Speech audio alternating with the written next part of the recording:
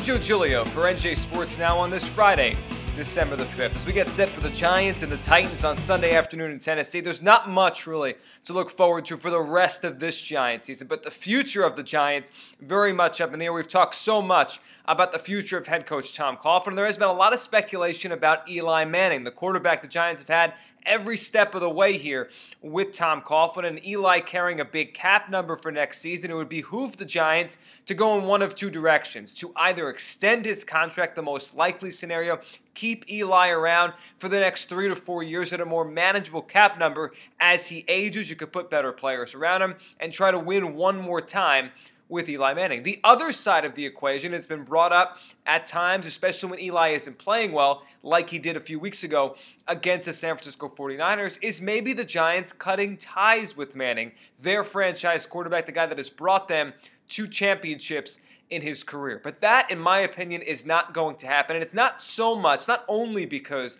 Eli has played better this year in his first chance to play in a new system under offensive coordinator Ben McAdoo. The reason that Eli Manning, the number one reason in my mind, Eli Manning will be back, not just for next year, but for future years with the Giants, why they will give him a contract extension is because what's happening to young quarterbacks that come in the league lately. Look around, folks. The last 4 years, for every Andrew Luck, who were clearly coming out into the NFL draft a few years ago, was a special player out of Stanford, a kid that you saw it from day one. The Colts basically tanked the season when Eli's brother Peyton got hurt to get this kid. He's a franchise changer. But almost every other first-round quarterback outside of Ryan Tannehill, who has done a nice job developing here for the Miami Dolphins, every other one either was a comet, played well for a little while, and then had injury issues or regressed, or never got any traction. Last week, the Giants played Blake Bortles, who's still learning here and obviously could be a great quarterback, but right now has not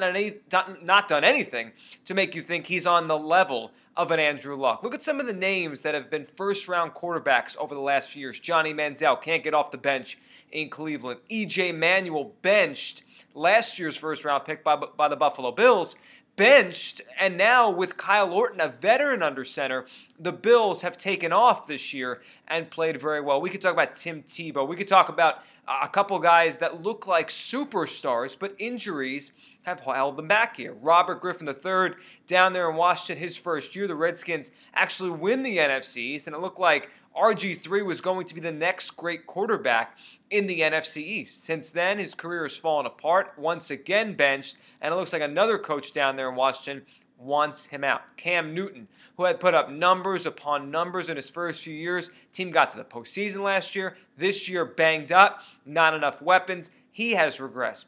Quarterback after quarterback has regressed the last 4 years, all first-rounders. And when the Giants take the field on Sunday against the Tennessee Titans, it will be a case study in why I believe the Giants will stick with a known commodity, stick with a solid veteran quarterback in Eli Manning. Look at the other side of the field. Zach Mettenberger will be your starting quarterback for the Tennessee Titans going up against the Giants. His career, he was a late-round pick. We'll see how he develops. But the guy behind him on the depth chart, the guy that was once the starter in Tennessee, former top 10 pick, Jake Locker, who never was able to A, stay healthy, or B, remain a consistent passer.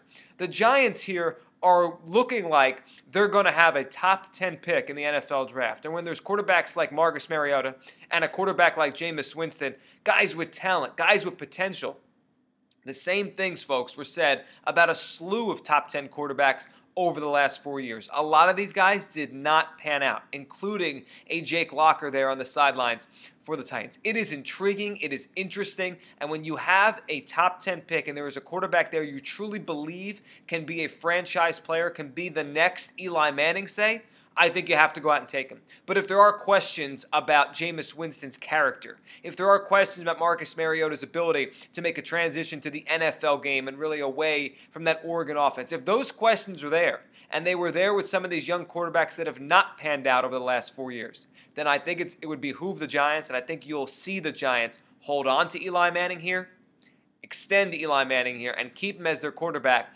for the foreseeable future. Eli has played much better this season, that Niner game notwithstanding, than he did at any point last year. That's a big part of the reason why he will be back next year as the Giants head coach. The other reason why, the sudden uncertainty around young quarterbacks. They do not all develop the right way. They do not all develop into franchise changers. And even ones that look good in the draft, look good early in their career, sometimes hit road bumps. The Giants here, not many guys in that team, not many guys in that front office, coaching staff, or in the locker room should have job security.